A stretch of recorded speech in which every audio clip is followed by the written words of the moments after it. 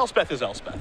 I think that's just a solid win condition in this format. The single biggest selling point, the key selling point to this blue-white deck is how incredible its matchups are against the green, the green Devotion, green Whip.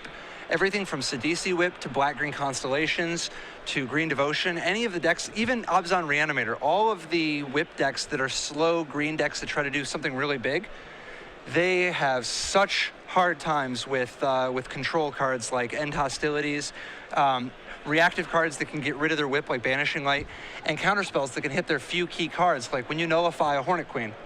I think that Jim Davis is definitely making a metagame call. This deck is geared to beat the big green decks. He's going the opposite way. Whereas the blue-white heroic decks try to duck under him, he's trying to be even bigger, even slower and bigger than the big green decks. What he doesn't want to face is somebody playing like a Jeskai Tokens deck or something like that. But he's geared to beat the big slow green decks. Yeah, I was going to say, he is geared to beat those Courser of Crewfix decks, but he's not playing against one of those right now. He's playing against a Jeskai Ascendancy, Hordling Outburst, Treasure Cruise deck. And it seems like on the surface this match would probably be a pretty tough for him. Yeah, it's not the end of the world. Jim Davis does have access to some powerful cards like Elspeth and Dig Through Time and End Hostilities. However, Kory's deck attacks from a variety of different angles. He has Goblin Rabblemaster and Brahmaz, so that a shortage of removal spells can be fatal. He's got Token Makers, which can make individual spot removal bad. And then Kory actually has a lot of card draw with Treasure Cruise and Jeskai Ascendancy, Treasure Cruise, and Chandra Pyromaster, making it very, very difficult. This is very reminiscent to what we saw Yuya play. Absolutely. At the World Championships, and as a result, Brad Nelson getting second place with that particular deck in Portland last weekend during our Standard Open. It's starting to pick up in popularity, and I know a lot of people believe that this is one of, if not the best deck in the format. Yeah, I definitely think this is going to be a fixture in the format for the time being. It's also going to take a few weeks for people to adjust, because even though on the surface it looks kind of like the old Jeskai, sort of the Jeskai Burn, Jeskai Aggro decks, plays nothing like them. It actually is shockingly different, and it's going to take people a little while to realize different cards are good against them. You have to play your game a little differently. You got to respect the deck. It's very strong. The Seeker of the Way here for Kory. He'll play it off of Battlefield Forge, so he's going to go down to 19. Davis with just a boring old Evolving Wilds that he's going to sacrifice in a turn to search a basic out of his deck. We'll see if it'll be an island or a plains. He's got 5 islands and 2 plains in his main deck this weekend. Yeah, this is a mana base that Andrew Cuneo could love. Tranquil Coves, Evolving Wilds, Radiant Fountains. I think the problem is that this deck may do a little too much for Cuneo with the 3 Elspeths. Maybe a little too much stuff for him. You got to remember, not even Andrew Cuneo's in this format.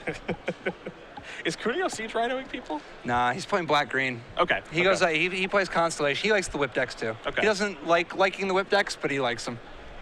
Well, they are quite good. Does make sense. So he's off of blue-black control now, then. Yeah, that's only because blue-black control is horrible. Oh, okay, understood.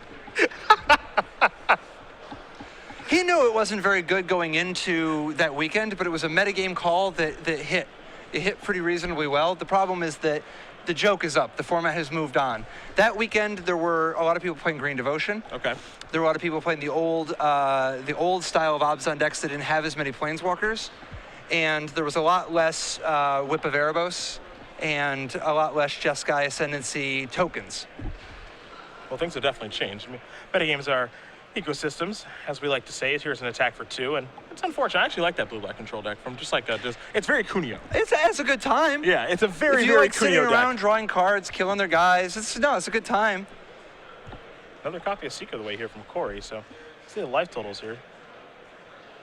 It was a great call for that weekend too. It was one of the better performing decks of that weekend. You had to pick a spot, and they did. And they did it quite well.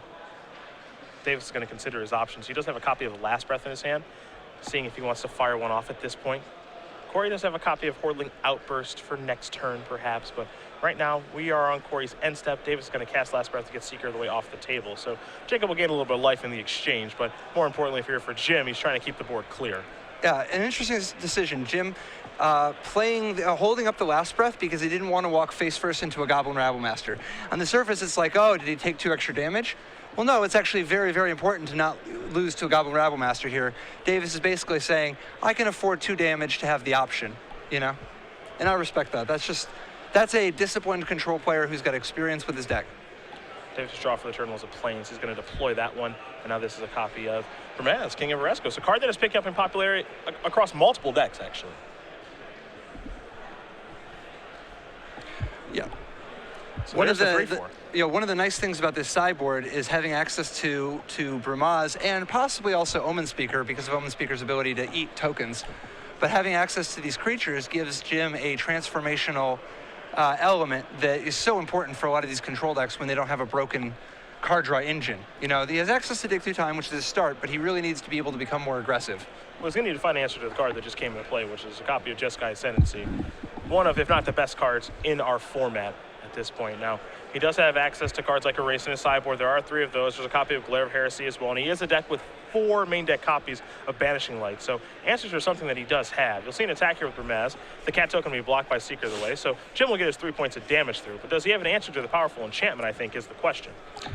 I got to tell you, Bramaz is absolutely fantastic against these Jeskai Tokens decks. Yeah. In recent weeks, Bramaz has become popular in Abzan midrange, and we found Bramaz to be just an incredible weapon against them because even if they, they have a very limited number of ways to interact with it, like Stoke the Flames, but even if they Stoke the Flames, they're losing mana often, and if they don't draw Stoke the Flames, if their hand has like Lightning Strike or Raise the Alarm, it can just completely fall apart against a Bramaz. Well, here's Noma Speaker. So after sacrificing Blue to Delta and getting an island, Jim will do a little bit of scry action here. It's going to be interesting to see how the next couple turns shape up because it looks like Kory has access to multiple Hordling Outbursts. The first Hordling Outburst is going to give him a commanding board. The second Hordling Outburst is where things get crazy because of all the Ascendancy triggers. Jim scries, looks like both cards to the bottom before passing the turn back over to Kory. Kory going to draw a card. He's untapped with an Ascendancy. The draw for the turn was a copy of Raise the Alarm, so now things probably get mighty interesting. And, the turns with this deck, there's a lot of different stuff you can do. Absolutely. That's what makes this deck really, really scary. Now, this might just be a simple turn of just casting Hordling Outburst, or you might just go with another copy of Ascendancy and trigger this one. Wow, this is pretty bold. So now his Seeker's up to a 4/4, which means that he can attack, and if Davis wants to block with Bramaz, Davis will lose his Bramaz. He'll keep a cat token, but the extra life might be just what Kory needs in order to make these 2 Hordling Outbursts, have enough time to really go off with them. Kory will discard his own Bramaz. Now here's an attack, we think. Well, Jim says maybe that won't resolve, and now it's not going to. He's actually going to negate that. And I think part of the reason he's actually countering that is because, yes, there is one in play, but he does play a lot of ways to actually get Ascendancy off the table, again, with those 4 Banishing Lights and 3 copies of Erase. So maybe that's why you see him pick the fight there. Negate does have a lot of targets in this matchup, though. Jim deciding to go ahead and take it, figuring, okay, well, next turn I'll be able to attack Bramaz. I'll be ahead in the race, but I'll also have extra. I'll start making blockers so that Kory can't make any headway with the Seeker of the Way. Kory going to play Plains before passing the turn back over to Davis. So we'll move to Davis's 5th turn of the game here.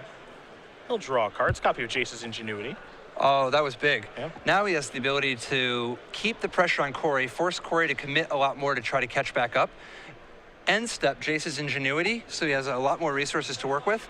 And then even if Kory deploys a huge board with Hordling Outbursts and such, Davis can eventually get out of it with his End Hostilities. Oh, now somebody's feeling very aggressive. He's attacking the Omen Speaker as well. We don't see that happen a lot. So here's an attack for 5 points of damage. Now the race is kind of on here between these 2 players. The big thing Jim Davis has got to be careful of, and he's very cognizant of this, the Jeskai Tokens deck has access to things like Disdainful Stroke and Negate. And a timely Disdainful Stroke or Negate on an End Hostilities could throw everything up in the air. He needs to be very, very careful there because he's ahead on board. He's got a lot of things going for him. He can't afford to leave himself a weakness that could be exploited by Kory. We are no longer in a world where the mass removal effect, or the wrath effect, as we like to put it, is uncounterable anymore. Supreme Verdict is long gone. Goodness. Yeah, I'm with you. I am with you.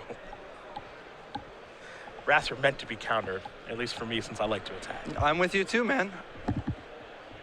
The Wrath should be slow and counterable. Jim just going to pass the turn back. Going to leave with Jason's Ingenuity and going to try to bluff as many things as possible at this point. Looks like Kory's draw for the turn was a copy of Negate. So that's a little bit interesting, perhaps. Yeah, particularly since that means he can play Negate and Raise the Arm in the same turn. Yep. He can actually attack with the Seeker of the Way. If Jim blocks with the Bramaz, he can actually raise the alarm, instant speed, get his Seeker big enough to kill the Bramaz, and actually have access to Negate to protect anything going wrong with the Seeker. He's going to raise the alarm right now. So He's going to play this in his main phase, trigger Prowess on the Seeker, so it's going to become a 3-3, 4-4 with Jeskai Ascendancy trigger, and now he gets to do a little draw discard action if he'd like. Though his hand is actually pretty good at this point. Again, he has the negate and then 2 copies of Whirling Outburst, so was curious to see if he actually did want to draw and discard. And generally, you're going to want to draw and discard anyway, just to fuel Treasure Cruise. Even if you just look at the top card and put it in your graveyard, if you have the perfect hand. Keranos was the draw. Ooh, that's an exotic one. That's the backup plan. Yes. That's not what I would want to discard. It doesn't look like Kory wants to either. Going to choose to discard a copy of Whirling Outburst. 2 soldier tokens are going to come into play here as well. And again, Seeker of the Way is currently a 4-4 after its Prowess trigger resolves, as well as the Jeskai Ascendancy trigger. Yeah, Kory, very aware of the possibility of sweepers like End Hostilities. He doesn't want to walk too far into that, and so a hand of multiple Whirling Outbursts when he's already committed a Seeker and a Raise the Alarm. There's too many eggs in that same basket.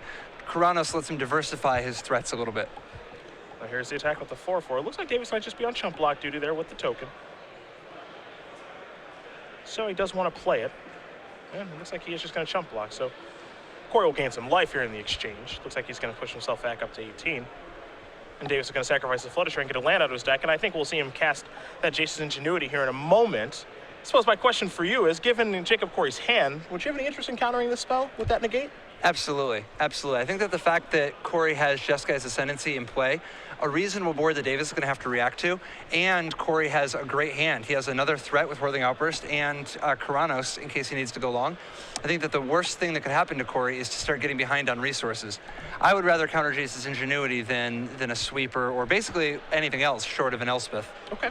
The only thing he's got to weigh right now is, does he think that Davis might just untap and drop Elspeth? Because if so, that's going to be game over for him. Well, he's going to negate this. I like this play. I like this play a lot. Going to trigger the Ascendancy as well. Stoke the Flames the draw. I also like the prospect of untapping the Seeker here as a potential deterrent. Being able to have the Seeker eat the attacking Brimaz cat token. Oh, hope he doesn't forget that. Of course, Jeskai Ascendancy does have quite a bit of words on it. Don't know how much he's actually had the opportunity to play with this deck. It is relatively new, and it looks like he forgot it. Missed the trigger. Yep. Davis will draw. Davis could not untap fast enough. No. But Davis's hand is not great. He's got that End Hostilities that we've talked about, but then he's just got 2 lands in his hand and 2 islands. This is also not a great board for End Hostilities. So much of, basically, so much of Jim Davis's power is resting on that Brimaz. And Kory has power in terms of the cards in his hand, which he's had the selection to help set up, and he has the Ascendancy in play that would survive the End Hostilities.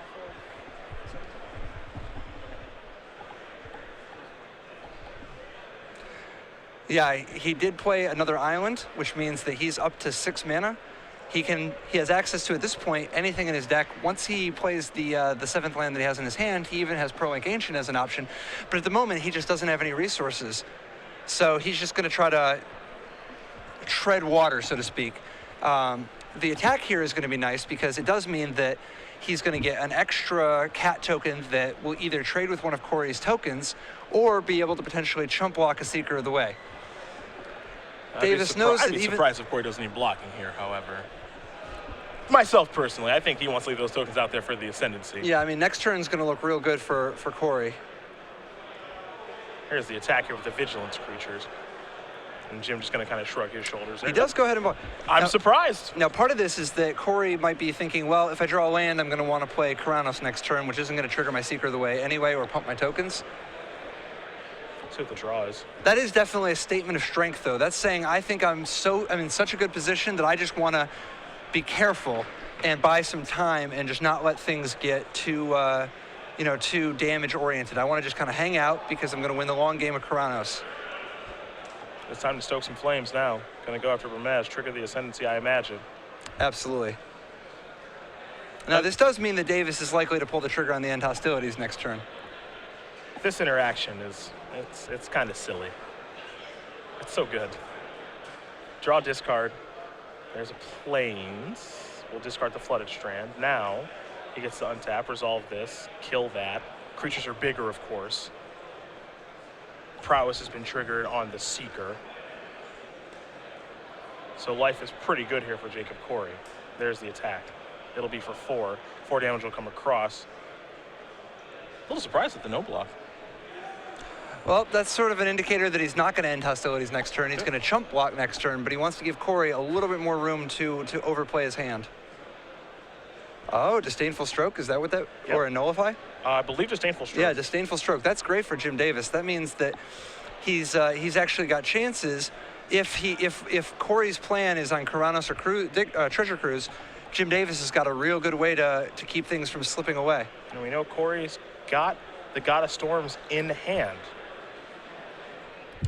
Now, what Davis is debating is, does he pull the trigger on the end hostilities now, being mana efficient, or does he wait one more turn? The prospect of being able to block with the Omen Speaker is very appealing. It feels like it's unlikely that Davis would want to pull the trigger without getting that chump block first, and without forcing Kory to commit a little bit more, because Kory can't even profitably attack unless he plays another spell next turn. Davis would love to get a Hordeling Outburst or Raise the Alarm out of this. In this situation, is there something that you can do as a control player to try to get your opponent to commit another threat so you can clean them up with hostilities? Is there some way to try to, okay, When think the spot for a while, Omen's- go? Yeah, I mean, part of it is Omen Speaker here effectively does that already. Okay. Because of the fact that Kory can't punch through the Omen Speaker without playing something. Okay. But yeah, part of what's going on here is that Jim doesn't want Kory to know how weak he is, so he needs to try to represent a little bit more strength. There's Karanos. That's going to trigger. It's going to get Disdainful Stroked. So bye-bye. Here's the attack. Is it time to chump block? Whoa. Is that a... Karanos didn't trigger them. Did it? We will have to actually check in and find out exactly what did happen there with that. Yeah, I mean, I believe that even though Karanos is not a creature in play, thought he was a creature spell in the stack, but I guess I can't be sure. Yeah, it looks like we're okay. We have our table spotter there, so there's the discard. And now they're going to, yeah. But that's only if you play a non-creature spell, and Karanos is a creature spell. Yeah, no, that's true. Yeah, I don't think it works the same as the cards like Boon Satyr, the bestow cards. Sure. 'Cause that's an important distinction. When you bestow a Boon Satyr, it can't be, it doesn't count as it counts as a non-creature spell for the purposes of what Jeskai Ascendancy. However, I do not believe the gods are. I believe that if you play Karanos or Thassa, but it looks like they're going to be. And you see, this is the conversation that they're having right now is, he drew and he discarded with this. I Disdainful Stroked the creature, and he says, whenever you cast a non-creature spell. Right. That's the important part of this. So this is where things might get a little bit hairy. We've got judges down there kind of on the situation, both players currently stating their case about exactly what will happen here. Because I think we might be to the point right now where the game can't be unwound. And so, again, we won't speculate. We'll just see what the judge's ruling will be. But for the moment, we will come back to the booth there. Once we do have a ruling for you guys, we will let you know. It is Cedric Phillips along with Patrick Chapin, not Sullivan, will be joining me. And you guys Not to be can confused with the Rainmaker. True. They both. I need a nickname. I don't know what it's going to be, but we've got the Innovator and the Rainmaker. Mr. White Weenie. I haven't played that deck since like 2009. Oh, how about the Champion of the Robots? I don't know. No, I don't think so. That doesn't. Is this alluding to when I played Affinity at a Pro Tour? Anybody who actually plays Affinity at a Pro Tour, hats off to you. Against you. And beat you. I think you may have forgotten that part of the story, buddy. Now, our careers have gone different ways since then, but I got my W. I didn't play very well during the match either. It was kind of embarrassing, but got you. You know what the problem with your deck was that tournament? It didn't do anything. I don't know. Your deck didn't do anything. I think I ran below expectation because I played that same deck at the World Championships later that year. Did you? You probably remember that. Andre Coimbra won. You must have been there, right? Yeah. It was great. Yeah, I played that same deck in the modern portion and went 5-1, I believe. This was the Gifts, Punishing Fire. Yep. I think you had a Thopter Foundry. Loam in there too, or no? Yeah, like think of a card that's been banned in modern. You had them all? I had them all. I had Thopter Foundry Sword. I had Punishing Fire. I had Gifts Ungiven to go set up both of the combos. Okay. Life from the Loam, obviously. So, I mean, that was a sweet deck. Spoiler alert, I was not at that tournament. He's being mean. Being mean in the booth. Looks like they're going to have him rewind the game state here to the best of their ability and have him discard a card. So he's going to get a game rules violation, I am being told. So, when we do have that board state updated for you guys, we will let you know. King of the Robots, come on. Yeah, no, Optimus Prime, I guess, is King of the Robots. Yeah. You got to be like at least top 20 most prolific Affinity players ever, right? Wow, thank you so much. That's nice? basically the nicest thing you've ever said to me. Really, really nice. I think I played Infinity in like 3 tournaments lifetime. But here we are, back to our game state. It looks like we're going to have Keranos on the stack. Disdainful Stroke is likely going to attempt to counter this. So players are going to get everything And it's situated. not a mistake. I mean, it's like you think Keranos is not a creature, but the rules of Magic are really weird. Yeah. So it looks like we're okay now at this point. And now we're going to go back to this kind of standoff with end hostilities and how can I get you to extend more into it?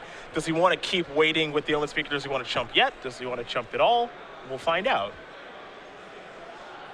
Well, now at this point, the Seeker is only a 2/2, and the 1/1 token, he doesn't really have a profitable attack here. In all likelihood, Kory will just ship the turn because Davis could either eat the token or block the Seeker. Yep. So it looks like we've just got this ruling just about cleared up here. You see life totals here, 8-16. Kory with the Jeskai Ascendancy in play along with the Seeker of the Way and the Soldier token from a Raise the Alarm. Omen Speaker here for Jim, and as you called it, no attacks. Jim will draw a card. I love a no attacks, no blocks. Ugh. Looks like it may have been a copy negate was the draw. Yes, sir. Yes, it is. Jim Davis holding on just barely. Would have been nice to stick that Jace's Ingenuity. You sort of wonder, should you have just Jace's Ingenuity while Kory was tapped out? Sure. Those 3 cards be mighty important. Put your shield down for a turn to draw 3 cards. Perhaps that was the correct play here for Davis. It's so tough. There's so many different ways you could go with this. So Jim Davis trying to figure out how to get himself out of this. Jeskai Ascendancy making it so tough because it means the Kory is effectively never going to run out of gas. Kory draws a card for the turn. Didn't get a great look. He's got a spell to play, though. That is Hordeling Outburst. Now, the nice thing about Hordeling Outburst from Kory's perspective is, well, at least he's got a huge board. He's going to be able to put some punch in a little bit of damage here. He's going to have an overwhelming board, and he'll likely win the game next turn if Davis doesn't have a sweeper. However, I think he's got a feeling that Davis is going to have a sweeper. So Hordeling Outburst is going to resolve. 3 Goblin tokens are going to come into play. Prowess has been triggered, of course, on the Seeker of the Way. The fact that Davis didn't even think about whether or not to counter the Hordeling Outburst, I think that's the indication to Kory that, like, if he doesn't counter it and he doesn't bluff a counter, there's no question this is going to end badly. Oh, and there's the chump block. That lets you know there's no question how this is going to go. Davis's draw was a copy of Temple of Enlightenment. He'll start first with an End Hostilities. That'll clean everything up except for the Jeskai Ascendancy. The Temple will be the follow-up. We'll take a look at the top card here in just a moment. I love the keeping 2 blue open, which sort of suggests Nullify. The fact that he has a different 2-mana counterspell, but he's obfuscating it with his clever land tapping. I love that. Let's see what it's going to be here for Jacob. Again, he's got a Hordeling Outburst in his hand. He's reaching for mana. This is a Treasure Cruise. I like leading with the Treasure Cruise first to give him the most options to potentially discard to this Hordeling Outburst. And he will trigger the Jeskai Ascendancy. Cruise is going to get hit by negate. Follow-up play is going to be a copy of Hordeling Outburst. This will give Kory an army again. See, normally I'd like leading with the Hordeling Outburst to try to draw out the counter. Okay. But I think the fact that Jim's life total is so low that every spell is lethal from Kory next turn makes this the better sequence. Well played on Kory's part. Let's see what Davis can draw here. A Radiant Fountain. All right. Yeah, not a great draw, but a decent one because it means that a single spell doesn't beat him now. He's up to 8. Here's an attack. Put you down to 5. Davis needs an Elspeth yesterday. Jason's Ingenuity isn't bad. That's not bad. That's not bad.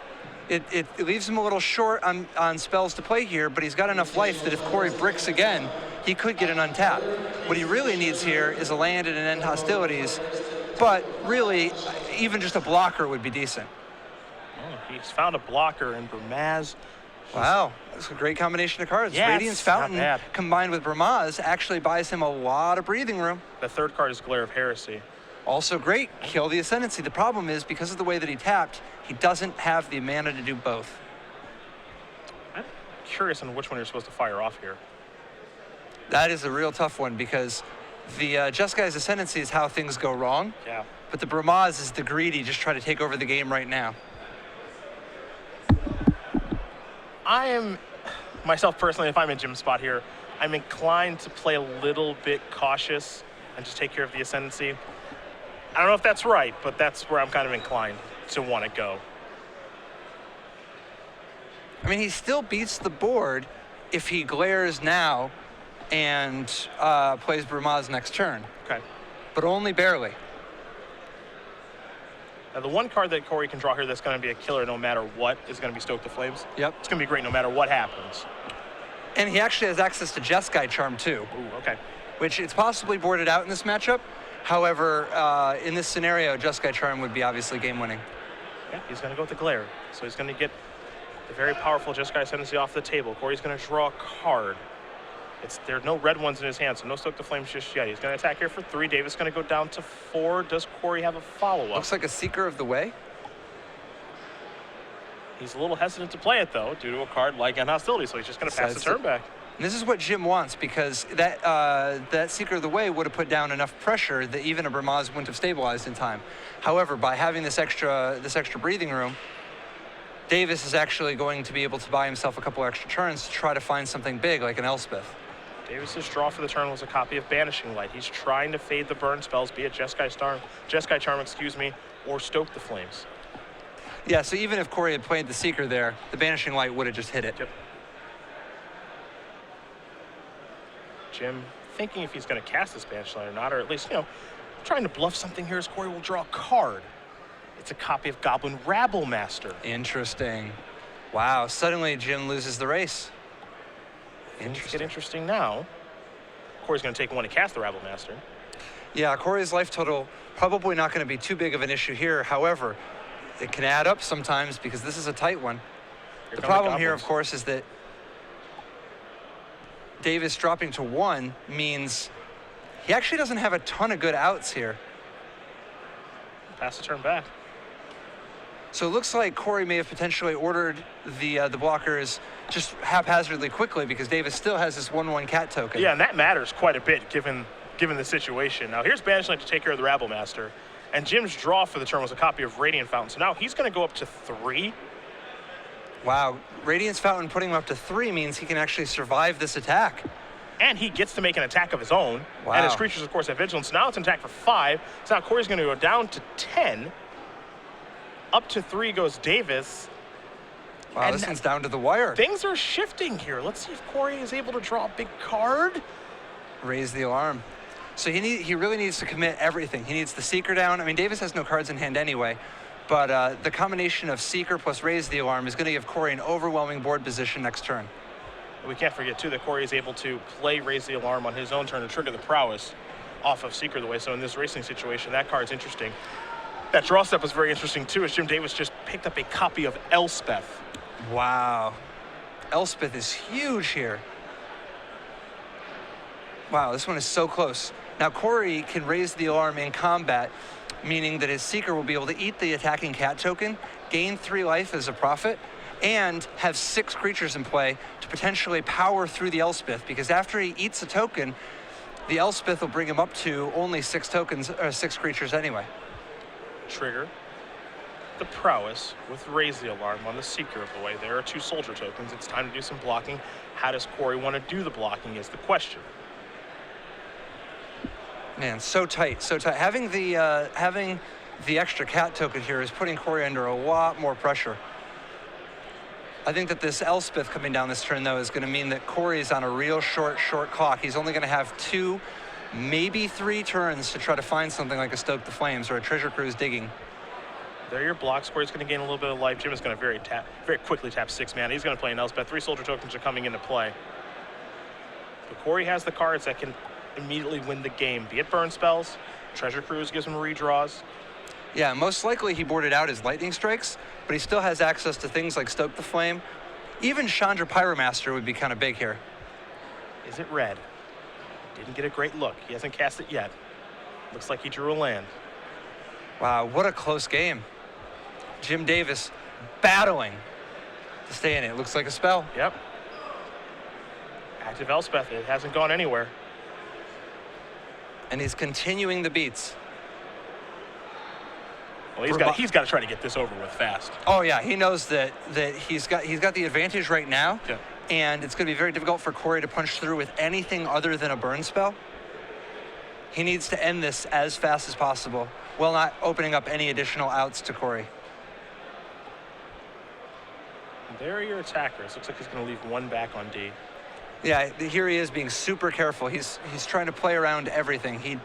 He doesn't want to lose to raise the alarm, and he's just double checking right now to make sure that with the 3 extra tokens from the Elspeth that he won't be left vulnerable. So Bramaz is, of course, attacking. And that'll generate a cat token with Vigilance. And 3 soldiers might be attacking. Jim trying to figure out exactly how many he's supposed to attack with as we are underneath 3 minutes here in the match. And he says, Under okay, pressure. everybody. Absolutely. Such a different texture of game than we saw in the blue-white heroic matches from earlier. This is, I mean, Jim Davis playing just an old-fashioned blue-white control style. I mean, this is such a great comeback. We might see some blocking, we might not. It doesn't look like. Okay, we will see some blocking here. So some creatures are going to bite the dust. Elspeth will make some more soldiers pass the turn back. Kory. Kory just trying to buy himself as much time as possible. Copy of Jeskai Ascendancy. Interesting. Now, what's particularly interesting about this is that in order to cast it, he would need to take a damage, which would leave him at 6. Which means that if Jim Davis can somehow remove the Seeker of the Way, Kory could die next turn. So Kory's got to do the math. He's like, could he possibly have Glare of Heresy? What could go wrong? He had the option of playing a Mystic Monster last turn. Chose not to. Interesting. Yeah. It's a game of inches, as AJ Soccer would say. The poet laureate of our generation. I could see that. I could see that. He's going to take 1 now. He's going down to 6. Just like you said. Yep, and now the nice thing about this is that it'll give Kory an extra look. If next turn he draws a Hordling Outburst or Raise the Arm, he still has a chance to draw into a Stoke the Flames off of the loot. I think you got to play one of these lands. Just because a lot could happen the next turn. So you probably want one of those lands to play, potentially the next I think one. there's you're only going to loot 1 time away. Like you're only going to. I don't think you're going to have enough mana to loot twice and have the next card be meaningful. But Treasure Cruise, of course, is the possible counter argument. You know, some Treasure Cruise chain. It'll be interesting to see which way Kory ends up going with this. We're down to the last 45 seconds. This one's, oh, he ends up hedging. I kind of like this too because it ensures that he's going to gain life. Well, potentially, it potentially ensures because there are ways to get this off the table, like a card like Devouring Light. But I'm not sold that he's beating a card like Devouring Light anyway. So. Interesting. By attacking, he has assured himself that he will live 1 more turn, and so he's going to have 1, maybe 2 or 3 looks at a Stoke the Flames, which is his best way to try to get out of this. Yeah, all he wants is probably just as many draw steps as possible at this point, right? Yeah, just as many looks as possible. Yeah, absolutely. He wants to be able to. I mean, the Treasure Cruise would be great too. Being able to Treasure Cruise just to see so many cards to try to find a Stoke the Flame. Jim says, I'm going to block with everybody. Every single one of you. So he'll lose some stuff. Will he left with the Bramaz and a soldier token along with that Elspeth. Kory's going to go up to 9. Yeah, Jim knows he can't win next turn, and he knows he'll for sure win the turn after, so he just wants to be as careful as possible. Jim going to very quickly attack here for 3, 4, 5 points of damage. Kory going to go down to 4. Trigger Elspeth, 3 more soldier tokens. It'll be lethal next turn due to the ultimate. Can Kory find a burn spell to close it out? He will draw a card. Is a copy of Mystic Monster, and that is going to do it. Jim Davis is going to win this match here over Jacob Kory. At the wire. 2 games to 1. Blue-White Control will take it right as the time expires over Jeskai tokens. And for Davis, number 8 on our Season 4 leaderboard, moves on to 3-0.